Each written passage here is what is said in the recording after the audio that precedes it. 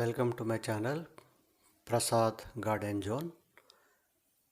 ఈరోజు ఎపిసోడ్లో జనరల్గా ఎవరైనా గార్డెన్ స్టార్ట్ చేసినప్పుడు రకరకాల మొక్కలు వేసుకుంటారు, అలాగే విత్తనాలు పాతారు. అవన్నీ కూడా బాగా బతికితే పర్వాలేదు. ఏదైనా తేడా వచ్చిందనుకోండి, తేడా వచ్చి ఏదైనా చనిపోయినా విత్తనాలు మొలకెత్తకపోయినా నిరాశకు లోనే ఏం చేస్తారంటే మొత్తం గార్డెన్ అంతా తీసేసి మనకి గార్డెన్ చేయడం రాదు, రాలేదని చెప్పేసి మొత్తానికి మానేస్తారనమాట. అయితే మనం చిన్న చిన్న తప్పులు చేయడం వల్ల ఈ విధంగా జరుగుతుంది. ఇది ప్రతి వాళ్ళు కూడా గార్డెన్ స్టార్ట్ చేసిన నేను కూడా గార్డెన్ స్టార్ట్ చేసిన కొత్తలో చాలా ఇబ్బందులు పడ్డాం. అలాగే దగ్గర ఒక సంవత్సరం పాటు ఎన్నో విషయాలు నేర్చుకున్నాం, ఎన్నో ప్రాక్టికల్స్ చేసుకుని వీళ్ళ దగ్గర తెలుసుకుని ఎన్నో విషయాలు తెలుసుకున్నాం. అప్పుడు తెలిసిన మేము ఏం తప్పు చేసామన్నది. అదేవిధంగా ఆ తప్పులు ఏంటో తెలుసుకుంటే మనకి గార్డెన్ని బాగా చేసుకోవచ్చు అనమాట. కాబట్టి ఈ ఎపిసోడ్లో నేను ఆల్రెడీ మీకు ఇదివరకు ఒక వీడియో చేశాను, ఈ గార్డెన్ మిస్టేక్స్ అని చెప్పేసి పైన ఐ కార్డ్లో పెడతాను, వెళ్ళి చూసుకోండి. ఇది పార్ట్ 2 అనమాట. దానికి ఇంకొన్ని గార్డెన్ మిస్టేక్స్ ఏంటనేది ఈ ఎపిసోడ్లో మీకు తెలియజెప్పాలని చెప్పేసి అనుకుంటున్నాను. జాగ్రత్తగా స్కిప్ చేయకుండా చూడండి ఎవరన్నా. అదేవిధంగా ఛానల్ ఇంకా సబ్స్క్రైబ్ చేసుకుని ఎవరైనా అంటే సబ్స్క్రైబ్ చేసుకుని బెల్ ఐకాన్ నొక్కండి, నా వీడియోలో నోటిఫికేషన్స్ మీకు వస్తాయి. ఇందులో ఏంటంటే ఫస్ట్ అండ్ ఫార్మోస్ట్ అనేది ఏంటంటే, ఈ జనరల్గా మనం ఏం చేస్తుంటామంటే ఈ విత్తనాలు పాతుతుంటాం. ఎలా పాతుతాం, ఏదో విధంగా అలా పెట్టేస్తాం అన్నమాట విత్తనాలు తీసుకెళ్ళి. ఈ ఫస్ట్ బిట్ ఏంటంటే విత్తనాలు పెట్టడంలో మనం చేసే పొరపాట్ల గురించి తెలుసుకుందాం. విత్తనాలు రకరకాల విత్తనాలు ఉంటాయి చూడండి, రకరకాల సైజులు ఉంటాయి. ఒకటి పెంకు గట్టిగా ఉంటుంది, ఒకటి మెత్తగా ఉంటుంది, ఇలాగ రకరకాలు ఉంటాయి. వీటిలో ఏంటంటే ఫస్ట్ మనం చాలా 90% విత్తనాలని విత్తే ముందు కాసేపు నానబెట్టాలి. కనీసం 4 గంటల నుంచి 12 గంటలు నానబెట్టాలి. నానబెట్టిన తర్వాత విత్తుకుంటే తొందరగా మొలకెత్తుతాయి అన్నమాట. అదొకటి. నెక్స్ట్ విత్తనం విత్తేటప్పుడు అది కొంతమంది లోతుగా విత్తుతారు, అంటే లోతుగా పాతేస్తారు. లోతుగా పాతేస్తే దానికి మొక్క రాదు అది. అలాగే పైన వేస్తారు కొంతమంది. పైన వేస్తే విత్తనం ఈ వేరు సరిగ్గా పాతుకోక పడిపోతుంటుంది. ఏ విత్తనం ఎలాగ వేయాలి అనేది మనం కొన్ని చెప్తాను నేను. ఇప్పుడు చూడండి, ఇది తోటకూర విత్తనాలండి. ఈ తోటకూర విత్తనాలను ఏ విధంగా వేస్తామంటే, జస్ట్ చాలా చిన్నగా ఉన్నాయి కదా, ఇవి గాలికి ఎగిరిపోతుంటాయి. వీటిని ఏంటంటే ఇలా పైన చల్లేసి, ఇలాంటి విత్తనాలు తేలికపాటి విత్తనాలని ఇలా చల్లేస్తారు. చల్లేసి సమానంగా చల్లేసి దాని మీద ఏం చేస్తారంటే ఈ విధంగా కోకోపీట్ కానీ, లేకపోతే ఇసుక కానీ, లేకపోతే కంపోస్ట్ కానీ, లేకపోతే లైట్ వెయిట్ ఇసుక సాయిల్ కానీ వేసేస్తే ఒక పొర కింద, పెద్ద పొర వేయకూడదు. పెద్ద పొర అయితే విత్తనం మొలకెత్తదండి. కాబట్టి లైట్గా ఒక పొర వేసి దాని మీద నీళ్ళు చమిలితే సరిపోతుంది అనమాట. ఇలాంటి చిన్న విత్తనాలన్నీ ఇలా చేయొచ్చు. మెంతులు, ఆవాలు ఇవన్నీ కూడా. నెక్స్ట్ ఇది కొంచెం పెద్ద విత్తనం, ఒక 3 mm ఉందనుకోండి విత్తనం. దీని సైజుకి 2 ఇంతల వరకు తీసుకొస్తుందండి. అంటే 3 mm విత్తనాన్ని 6 mm వరకు లోపలికి పాతవచ్చు. అప్పుడు కరెక్ట్గా మొలకెత్తుతుంది అది. బాగా ఇంకా లోతుకి వెళ్ళిపోతే అది మొలకెత్తది అనమాట. నెక్స్ట్ ఇలా విత్తనాలను పాతుకున్నాక దానిపైన ఎండుగడ్డి కానీ, ఎండుటాకులు కానీ వేసి నీళ్లు పెట్టాలి. నీళ్ళు పెట్టాక లేదా నీళ్ళు పెట్టాక తర్వాత చేయొచ్చు. ఇలా చేయడం వల్ల ఏంటంటే నీటి ఆవిరి ఎప్పుడు అలాగ ఉంటుంది, లోపల తడి ఉండడం వల్ల మొక్క బాగా మొలకెత్తుంది. సాయిల్ ఎండిపోకూడదు. ఎండిపోకుండా ఉండాలంటే పైన ఇలాగ మల్చింగ్ చేయాలన్నమాట ఎండుటాకులతోటి. నెక్స్ట్ వేడి కూడా కావాలి, మొక్క మొలకెత్తాలి, వేడి కావాలి. కాబట్టి ఇలా కప్పి ఉంచితే తొందరగా మొక్క మొలకెత్తుతుంది. రెండవది వచ్చి వాటరింగ్ అండి. అండర్ వాటరింగ్ ప్రాబ్లం, అంటే తక్కువ వాటర్ వేసిన ప్రాబ్లం, ఎక్కువ వాటర్ వేసిన ప్రాబ్లం. ఎంత వాటర్ వేయాలి, సరిపడేయాలి. ఈ సరిపడే దానికి కొలత ఏంటి అంటే, ఇలాగ మనకు వేలుని మట్టిలో ముంచి చూస్తే ఒక అంగుళం వరకు ఆ చేతికి తడి తగిలిందనుకోండి, ఇంకా నీరు వేయక్కర్లేదు దానికి. సరిపోయింది చూసారా, జిగురు తడిగా ఉంది కాబట్టి ఇంకా దీనికి నీరు వేయక్కర్లేదు అనమాట. ఇప్పుడు ఇంకో కుండీలో కూడా చూద్దాం అసలు దాంట్లో ఎలాగున్నదో. అంటే పైకి మీకు తడిగా కనిపిస్తుంది, కానీ లోన్ తడిగా ఉందా లేదా కూడా మనం చెక్ చేసుకోవాలి. ఇలా చెక్ చేయడం వల్ల ఏంటంటే అసలు సాయిల్ గట్టిగా ఉందా, మెత్తగా ఉందా, అది కూడా తెలుస్తుంది మనకి. కాబట్టి ఇది కరెక్ట్ ప్రొసీజర్ అనమాట, ఈ విధంగా చెక్ చేసుకోవటం. ఇది చూడండి, పైకి పొడిగా ఉంది, లోనకి వేలు పెట్టి చూస్తే లోన తడిగా ఉన్నది. కాబట్టి మనం మళ్ళీ నీళ్ళు వేయకూడదు అనమాట. నీళ్ళు ఎక్కువైనా కూడా ప్రాబ్లమే, వేళ్ళు కుళ్ళిపోతాయి. ఇది సరిపోతుంది దానికి. ఇప్పుడు నాకు ప్రాక్టికల్గా ఒక ప్రాబ్లం జరిగింది, చూపిస్తాను చూడండి. ఇది చాలా ఇంట్రెస్టింగ్గా ఉంటుంది. ఇది అందరికీ తెలియజెప్పాలని చెప్పి నేను అనుకుంటున్నాను కాబట్టి క్లారిటీగా చెప్తాను. ఇది ఒక తోటకూర మొక్క అండి. విత్తనాల కోసం ఉంచిన బాగా పెద్దది, దగ్గర 4 అడుగులు పెద్దదైంది. ఇది బాగుంటుంది, చక్కగా బాగుంటుంది. దీంట్లో ఒక మిరప మొక్క కూడా ఉంది. ఇది 3 రోజుల నుంచి ఏంటంటే రోజుకి ఎండిపోవటం మొదలెట్టింది. నీళ్ళు వేస్తుంటే చూసారా, ఈ కుండీకి మట్టికి మధ్యలోని మట్టి ఎండిపోయి మనకు కనపడట్లేదు. అది కుండీకి మట్టికి మధ్యలో ఒక గ్యాప్ కింద వచ్చేసింది. ఖాళీగా చూసారా గ్యాప్ ఎలాగ వచ్చేసిందో. ఈ నీళ్ళు వేసినప్పుడు ఏమవుతుందంటే కిందకి నీళ్ళు వస్తున్నాయి. మనం ఏమనుకుంటున్నాం కుండీ పూర్తిగా నిండిపోయింది, డ్రైన్ హోల్ నుంచి నీళ్ళు వస్తున్నాయి అనుకుంటాం. కానీ ఈ నీళ్లు పక్క నుంచి కిందకు వచ్చేస్తున్నాయి.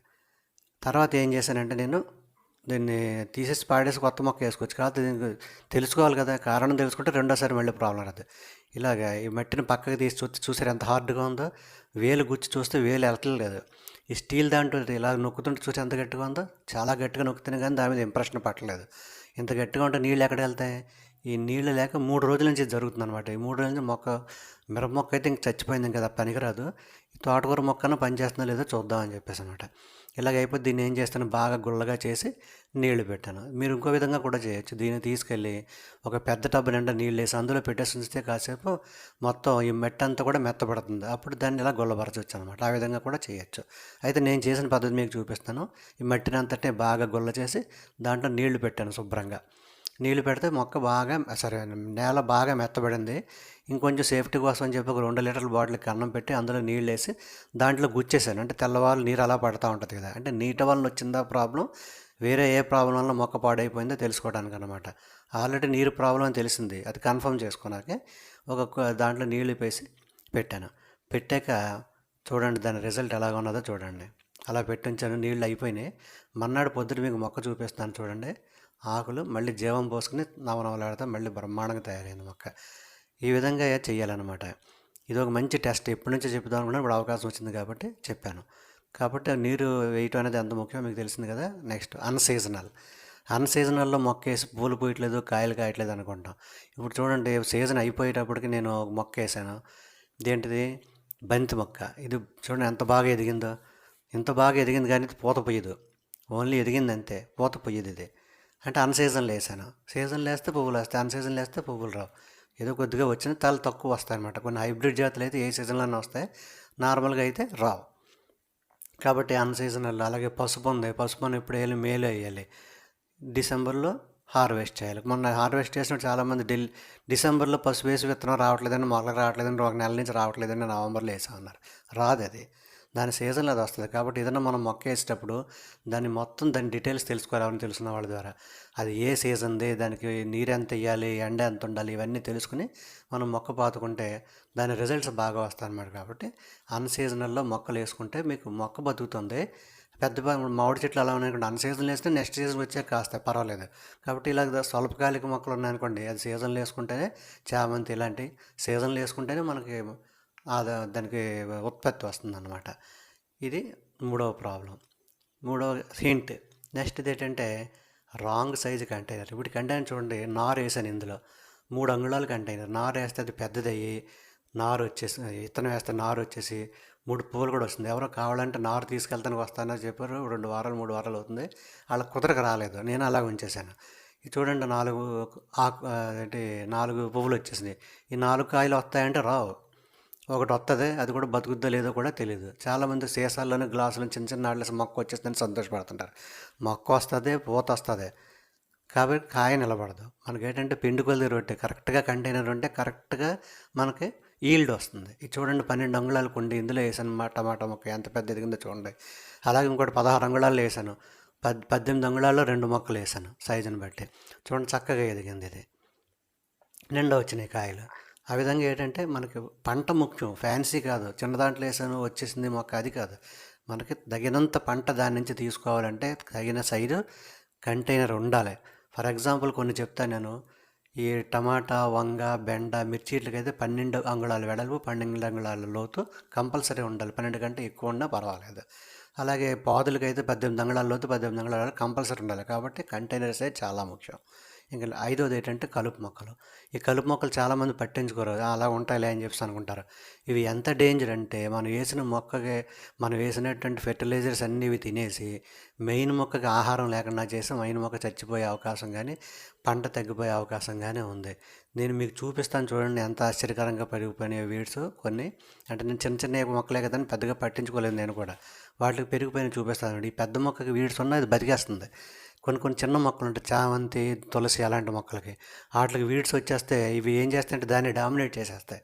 డామినేట్ చేసి అవి పెరిగిపోతాయి. దీనికి ఎండ తగలక చిన్నది ఉండిపోతుంది అనమాట.